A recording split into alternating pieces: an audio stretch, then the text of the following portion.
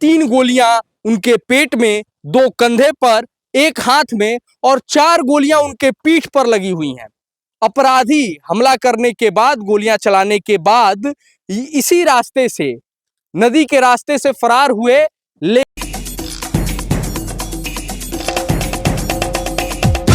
कभी देश के पूर्व प्रधानमंत्री ने कहा था कि जब बड़ा पेड़ गिरता है तो धरती हिलती है।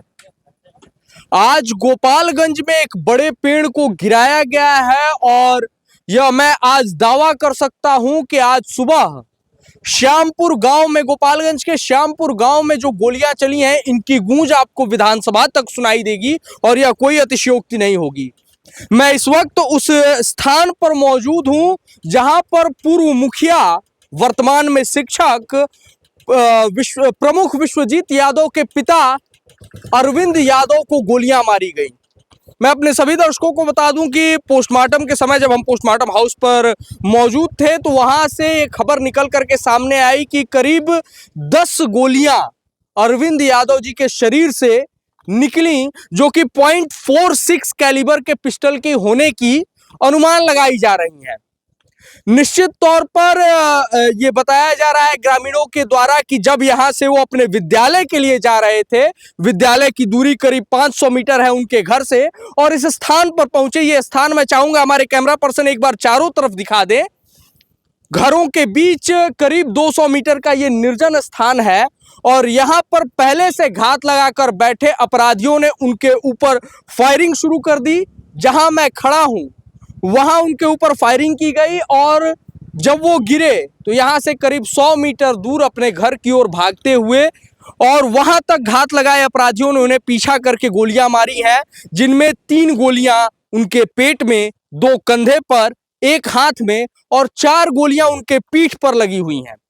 इस स्थान पर प्रशासन के आला अधिकारी आए थे, स्वयं पुलिस कप्तान अवधेश दीक्षित आए थे, जिन्होंने घटनास्थल पर जांच की और परिजनों से 24 घंटे का समय लिया है। 24 घंटे का समय लिया है प्रशासन ने अपराधियों को गिरफ्तार करने के लिए। यह देखना दिलचस्प होता है कि प्रशासन के इस दावे के पीछे कितनी सच्चाई निकल करके आती है। पिछले कई दिनों से कई घटनाओं में प्रशासन के दावों की लगातार पोल खुलती रही है और यह कोई आश्चर्य की बात नहीं होगी कि इस बार भी दावा महज जन आक्रोश को शांत करने के लिए हो। मैं चाहूंगा हमारे कैमरा पर्सन एक बार दाहिनी तरफ दिखाएं।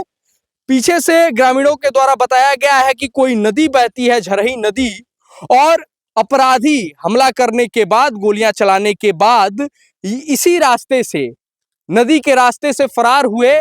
लेकिन एक विचार करने की बात यह भी है कि जिस स्थान पर 10 गोलियां चलाई जाए, वो भी पिस्टल से, 10 गोलियों के बावजूद गांव में आवाज किसी का न सुनना, ये बड़ा प्रश्न खड़ा करता है लोगों की सोच पर।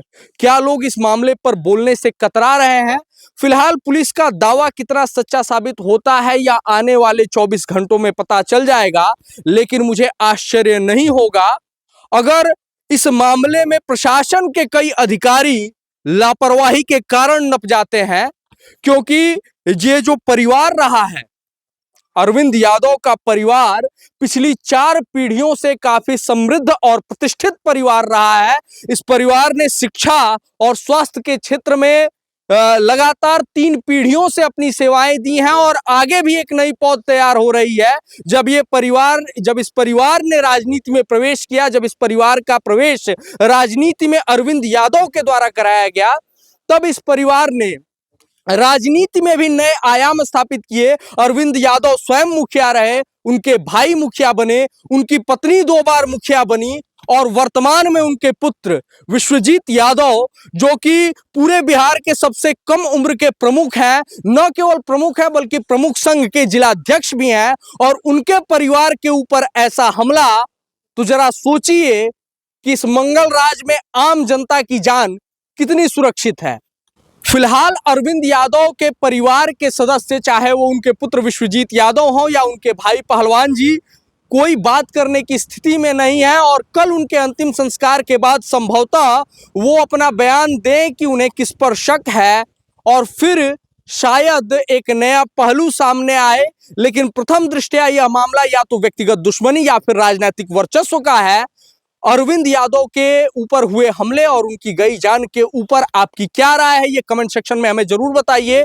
प्रशासन के दावे से आप कितना सहमत हैं कि वो 24 घंटे में अपराधियों को पकड़ लेगा? इस पर भी अपने विचार हमें कमेंट सेक्शन में जरूर बताइए। बाकी जुड़े रहिए हमारे साथ, देखते रहिए द पॉइंट मीडिया, क्योंकि हम दिखाते हैं वो जो खबर पक्की है।